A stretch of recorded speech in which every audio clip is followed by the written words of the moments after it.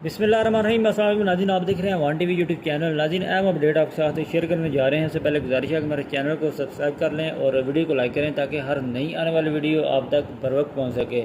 ناظرین D P او گجرات کی جانب سے آج ایک اہم پریس کانفرنس کی گئی جس میں انہوں نے بڑی واضح طور پر ایک اشتہاری ملزم جو کہ کئی سال سے روپوش تھا اس کے گرفتاری کے حوالے سے جو ہے وہ تفصیلات میڈیا کے ساتھ شیئر کی۔ تمام ڈیٹیلز آپ کے ساتھ شیئر کرتے ہیں۔ تفصیلات کے مطابق زمین کے تنازع پر 4 افراد کو قتل کرنے والا انتہائی خطرناک مجرم اشتہاری اجمل تاج سکنہ بھٹر کو گرفتار کر لیا گیا ہے۔ تھانہ ککرالی کے علاقہ بھٹر میں زمین کے معمولی تنازع سے شروع ہونے والی دشمنی نے 4 انسانی جانوں کو نگل لیا۔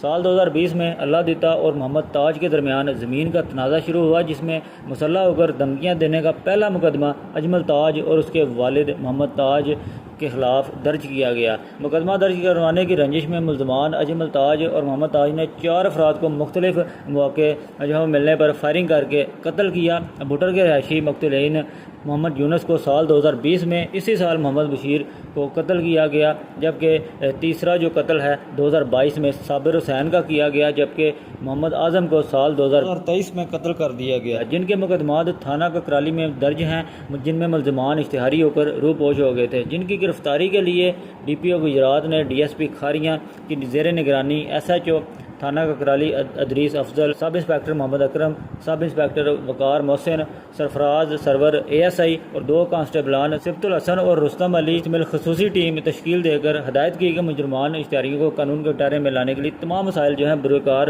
لائے جائیں۔ پولیس ٹیم نے جو جدید ٹیکنالوجی کی مدد سے مجرم اشتہاری اجمل تاج کو خصوصی آپریشن کے ذریعے سیالکوٹ سے گرفتار کر لیا ہے، جبکہ پولیس کی جانب سے یہ بھی بتایا گیا ہے کہ دوران انٹروگیشن ملزم کا یہ بھی کہنا ہے کہ اس نے مزید ابھی 3 قتل اور کرنے تھے، جبکہ اس سے پہلے جو ہے ملزم گرفتار ہو چکا ہے۔ یہ تھی ناظرین اب تک کی اہم ترین اپڈیٹ جو ہم نے آپ کے ساتھ شیئر کی۔ اگلی ویڈیو تک کے لیے دیجیے اجازت۔ اللہ حافظ۔